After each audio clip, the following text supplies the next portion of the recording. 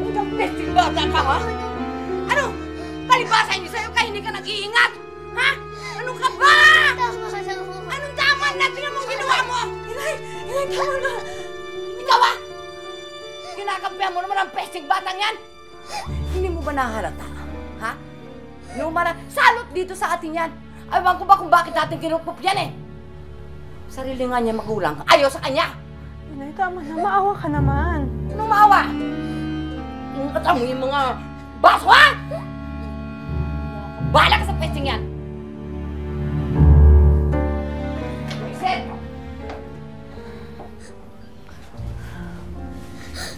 Jeremy, ikaw na ang bahalang umunawa sa lola mo, ha?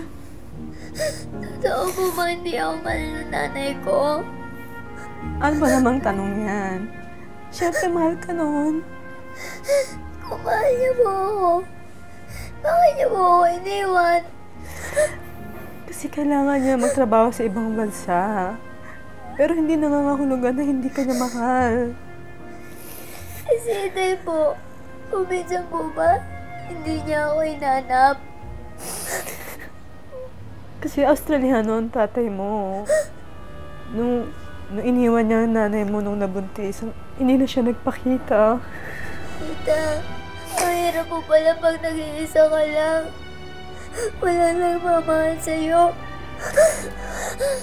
Jeremy, hindi totoo yan. Andito ako. Mahal na mahal kita. At pangako ko sa'yo, habang nabubuhay ako, hindi kita pababayaan.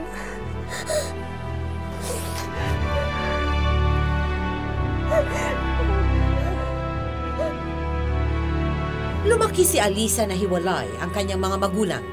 Hindi niya nakilala ang Australiano niyang ama.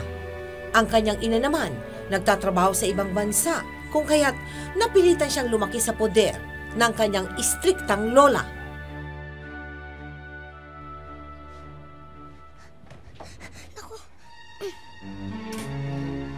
Nasunog!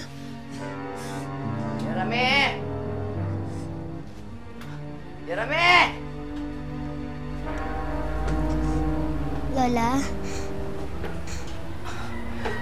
Ano ba? Ano ba yung amoy na... Ano yung amoy na yun, ha? Ano yan? Ilabas mo.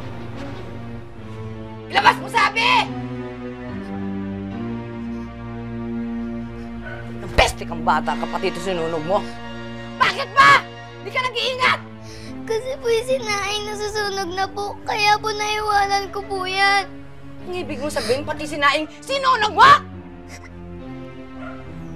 Hiya ka talaga!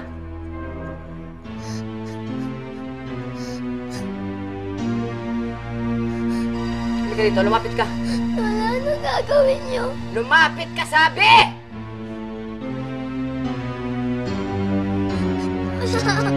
Lola, anong gagawin?